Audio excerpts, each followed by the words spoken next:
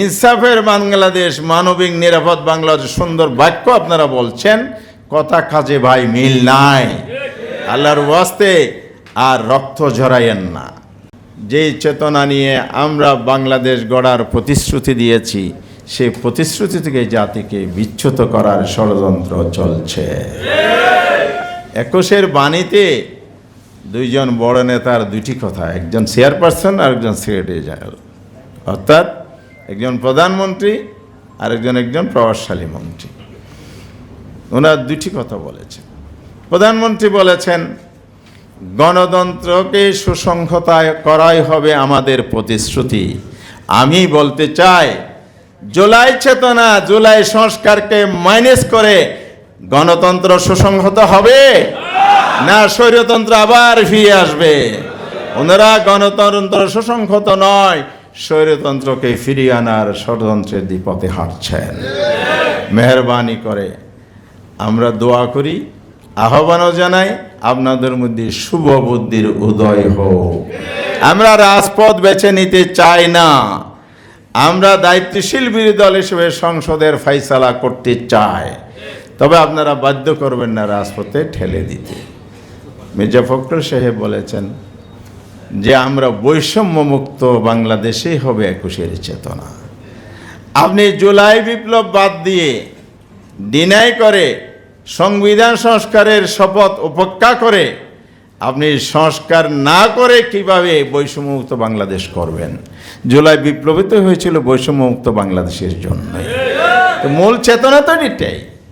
ইনসাফের বাংলাদেশ, মানবিক নিরাপদ বাংলাদেশ, সুন্দর বাক্য আপনারা বলছেন, কথা কাজে ভাই মিল নাই। আল্লাহর ওয়াস্তে আর রক্ত ঝরাইয়েন না। গণতন্ত্রের জন্য রক্তকরণ জীবন দেওয়ার দীর্ঘ ইতিহাস পার হয়েছি, এবার আমরা দেশটাকে গড়তে চাই। কালকে রুমিনা ফারহানা আপনাদের এক দলীয় সংসদ সদস্য ছিলেন, ওনার উপজেলায় ফুল দিতে গিয়ে যে হামলার শিকার হয়েছে আপনার দলের কর্মী, এই গণতন্ত্রই আপনার উপহার দিবেন? বাংলাদেশের মানুষ সেই গণতন্ত্র আর দেখতে চায় না। যে গণতন্ত্র রক্তপাত ঘটায়, আমার অধিকার কেড়ে নেয়। 21-এর চেতনা হোক আমাদের অধিকার বাস্তবায়নের চেতনা। সেই জন্য 3টি কাজ আমাদের অপরিহার্যভাবে করতে হবে। এ বলেই আমি শেষ করছি। 1 নম্বর, আমাদের এই নতুন প্রজন্মকে প্রকৃত ভাষা আন্দোলনের ইতিহাস শেখাতে হবে। সঠিক ইতিহাস যদি আমরা না শিখতে পারি, তাহলে এই জাতিকে বিপদগামিতার পথ থেকে সঠিক পথে আনা যাবে না। দ্বিতীয়, বাংলা ভাষার উৎকর্ষ সাধন, যে প্রস্তাবগুলো ইতিমধ্যে হয়েছে, গবেষণা হওয়া, রিসার্চ হওয়া, পৃষ্ঠপোষকতা দেওয়া, এ ব্যাপারে সরকারের উদ্যোগ থাকতে হবে। তৃতীয় হচ্ছে, বৈষম্যমুক্ত বাংলাদেশ গড়ার জন্য ইলেকশন ইঞ্জিনিয়ারিংয়ের মাধ্যমে যে সরকার এসেছে বলে অভিযোগ আছে, আমরা তাদেরকে বলবো, ক্ষমতার স্বীকৃতি, সরকার গঠনের স্বীকৃতি আমরা পার্লামেন্টের স্বীকৃতি শপথ নেওয়ার মধ্য দিয়ে দিয়েছি। তবে 21-এর চেতনা মানি দুর্নীতি নয়, 21-এর চেতনা মানি চাঁদাবাজি নয়, 21-এর চেতনা মানি অসুস্থ নির্বাচন নয়। গণতন্ত্রের সঠিক পথে চলতে হলে অবশ্যই বাংলাদেশকে করাপশন ফ্রি করতে হবে, চাঁদাবাজ মুক্ত করতে হবে।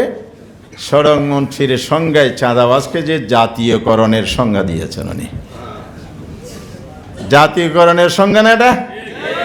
সমঝোতা করে যদি, তো সমঝোতা করে দিয়ে আপনি অনেক অবৈধ কাজ করবেন, এটা বৈধ হয়ে যাবে? হবে? তো চাঁদা কি বৈধ? তো সমঝোতা করে অবৈধ থেকে বৈধতা দেয়া যাবে? সুতরাং হয় এ বক্তব্য ড্র করেন, না হয় জনগণ বুঝে যাবে আপনারা কিভাবে দেশ চালাবেন। তবে সেই পদ্ধতিতে হাঁটেন, আরেকটা জুলাই বিপ্লব হবে, সেই বিপ্লবে ডাক দিয়ে আপনাদেরকে সেখান থেকে নামিয়ে আমরা সঠিক পথে বাংলাদেশকে তুলে দেবো ইনশাআল্লাহ।